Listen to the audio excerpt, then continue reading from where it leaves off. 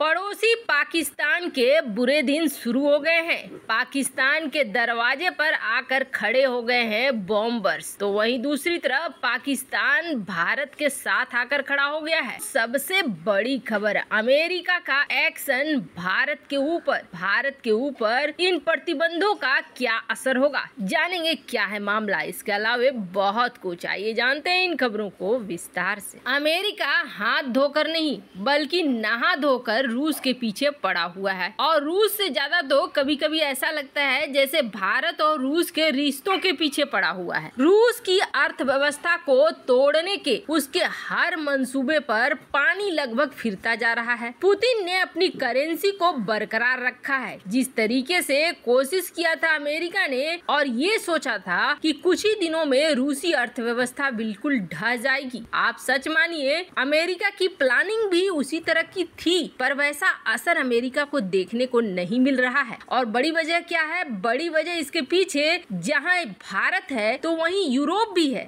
Bharat, Europe और यहाँ तक कि अमेरिका ईंधन की खरीद पर रोक नहीं लगा रहा है, ईंधन को खरीद रहा है जो रूसी अर्थव्यवस्था को बचाए रखे है। अब ऐसे में अमेरिका नई कोशिशें कर रहा है, और इस नई कोशिश पे सबसे ज्यादा असर पड़ रहा है भारत के ऊपर। ऐसा लग रहा है जैसे टारगेट ही भारत को किया गया है। दरअसल अमेरिका में डायमंड की सेल बहुत ज्यादा होती है, और डायमंड मार्केट में नंबर 1 पोजीशन पर आता है भारत। एक बार को आपको यकीन न होगा, लेकिन इस लिस्ट को देखिए जिसमें आपको समझ में आ जाएगा डायमंड एक्सपोर्ट करने के मामले में भारत है पहले नंबर पे। वैसे तो भारत अपने देश में डायमंड का कोई भी वैसा खजाना या खदान नहीं है या खान नहीं है जहां से वो निकालता हो। भारत इंपोर्ट करता है, और इंपोर्ट करके पॉलिश करता है, पॉलिश करके उन्हीं हीरो को वापस से बेचता है, और इस मामले में भारत अच्छी खासी कमाई भी करता है। दुनिया भर में जो डायमंड का एक्सपोर्ट होता है उसका 20% या ये कहें कि 20 से ज्यादा ही भारत करता है। भारत के बाद हांगकांग, उसके बाद अमेरिका, उसके बाद बेल्जियम, यूएई, इजराइल वगैरह वगैरह। चाइना सबसे कम 1.5% करता है। कटाई का काम यहाँ पर होता है और पॉलिश का काम यहाँ पर बहुत ज्यादा होता है। पर अमेरिका ने अब प्रतिबंध क्या लगाया है? अमेरिका ने ये कहा है कि अगर रूसी डायमंड हमारे देश में आए, अगर ओरिजिन निकल कर ये आया कि रूस का है, तो हम उन डायमंड्स को नहीं खरीदेंगे। अब इससे सबसे बड़ा धक्का किसे लग रहा है? भारत को लग रहा है। यानी रूसी डायमंड पर लगाया बैन तो असर हो रहा है भारत पर। भारत पर क्यों हो रहा है? क्योंकि भारत रूस से भी खरीदता है, अफ्रीका से भी खरीदता है डायमंड्स को, फिर इन्हें पॉलिश करता है, और पॉलिश करके फिर बेचता है बाकी देशों में, यूरोपीय देशों में, वेस्टर्न देशों में। तो अब भारत से भी पूछा जाएगा कि ये हीरे कहाँ से आए, इसके ओरिजिन कहाँ है, और भारत जब कहेगा रूस से, तो इन हीरो की डिलीवरी नहीं होगी। ऐसे में अब भारत और रूस के बीच जो हीरो का ये व्यापार होता था, ये हीरो का व्यापार प्रभावित होगा। भारत रूस से थोड़े सस्ते में हीरे लेता था, अब असर ये होगा कि भारत को महंगे हीरे खरीदने पड़ेंगे, भारत का लागत मूल्य बढ़ेगा। ऐसे आपको बता दें, ऐसा लगता है जैसे कि अमेरिका हर हाल में रूस को भी तबाह करना चाहता है, और भारत और रूस के रिश्ते को भी। वैसे कोई न कोई हल इसका जरूर निकाल लिया जाएगा, क्योंकि भारत डायमंड का सबसे बड़ा एक्सपोर्टर है। ऐसे में अपने मुनाफे को यूं ही जाने तो नहीं देगा। वहीं दूसरी तरफ भूखमरी से त्रस्त पाकिस्तान, और यहाँ तक कि राजनीतिक रूप से उथल पुथल मची हुई है। ऐसी उथल पुथल जो पहले कभी नहीं मची थी। इसका सबसे बड़ा उदाहरण ये ले लीजिए कि पाकिस्तान ने अपने ही देश के होम मिनिस्टर पर आरोप लगाया है कि उनका आतंकियों के साथ रिश्ते हैं। और दूसरी बड़ी बात यह है कि इस मामले को लेकर पाकिस्तान में रोज कुछ न कुछ ऐसी घटना हो रही है जो कभी किसी देश में नहीं हुई थी। एक तरफ हाल ही में सत्ता से बाहर हुई पाकिस्तान की तहरीक-ए-इंसाफ पार्टी ने देश के नए गृह मंत्री के खिलाफ यूएन में शिकायत दर्ज की है, तो दूसरी तरफ पंजाब प्रांत के गवर्नर ने अपने राज्य में ही मंगवा लिया है सेना को, और सेना अध्यक्ष जनरल कमर जावेद बाजवा से गुहार लगाया है कि आप हमारी मदद करो। कुल मिलाकर ये कहें कि पूरा खस्ता हाल है। पहली बार ऐसा हुआ है यूएन में पाकिस्तान का एक नेता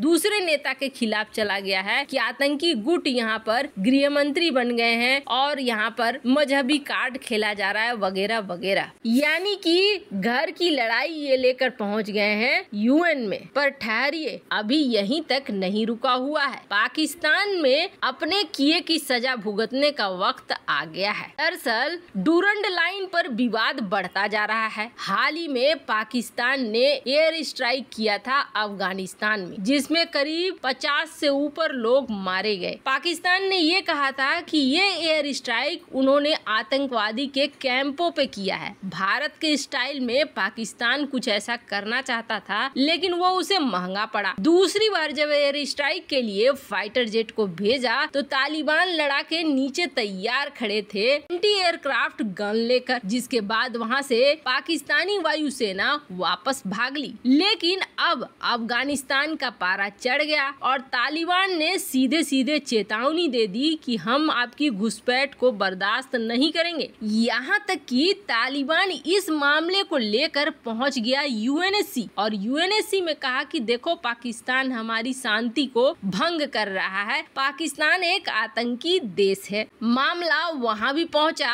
और उसके बाद अब तालिबान ने बड़ा वाला एक्शन ले लिया है। ये एक्शन ऐसे है जैसे कि खेल शुरू हो गया है और अब बैठकर खेल देखना है। दरअसल हुआ ये है कि पाकिस्तान और अफगानिस्तान के बीच जो ये डूरंड लाइन है, उस डूरंड लाइन पर अब बहुत बड़ा एक्शन लेते हुए तालिबान ने अपने एक बटालियन को तैयार कर दिया है। और ये कौन से बटालियन है? ये है ह्यूमन बॉम्बर्स। ऐसे लोग जो अपने आप को भी उड़ाने में कोई कसर नहीं छोड़ेंगे अगर उन्हें सामने वाली सेना का नुकसान पहुंचाना है। अब जरा सोच लीजिए क्या माहौल बन गया है अफगानिस्तान और पाकिस्तान के बीच बॉर्डर पर। खैर, जहां एक तरफ पाकिस्तान की क्लास लगी हुई है तो वहीं बिल्कुल सही सुना आपने, पाकिस्तान पहली बार भारत के साथ आकर खड़ा हुआ है। और वो भी कब? जब WHO ने लिस्ट जारी की है जिसमें कोविड से मौत की आंकड़ों को जाहिर किया है। भारत ने इसके खिलाफ आवाज उठाई और कहा WHO ने जिस तरीके से लिस्ट बनाया है वो गलत है। तो वहीं दूसरी तरफ अब पाकिस्तान ने भी ये कहना शुरू कर दिया है कि नहीं, बिल्कुल सही बात है, जो लिस्ट बनी है वो लिस्ट सही नहीं है, ये भ्रामक लिस्ट है और इस तरह की लिस्ट नहीं बननी चाहिए। हमारे और भारत में दोनों ही जगह एक ही तरह की जलवायु हुए, एक ही तरह के लोग रहते हैं। ऐसे में ये दोनों ही आंकड़े गलत हैं। पहली बार है जब पाकिस्तान भारत के साथ आकर खड़ा हुआ है। खैर, आपको क्या लगता है, क्या पाकिस्तान ज्यादा दिनों तक तालिबान से बच पाएगा? कमेंट कर अपनी राय जरूर बताएं। जल्द मिलते हैं अगले वीडियो में नई खबर के साथ।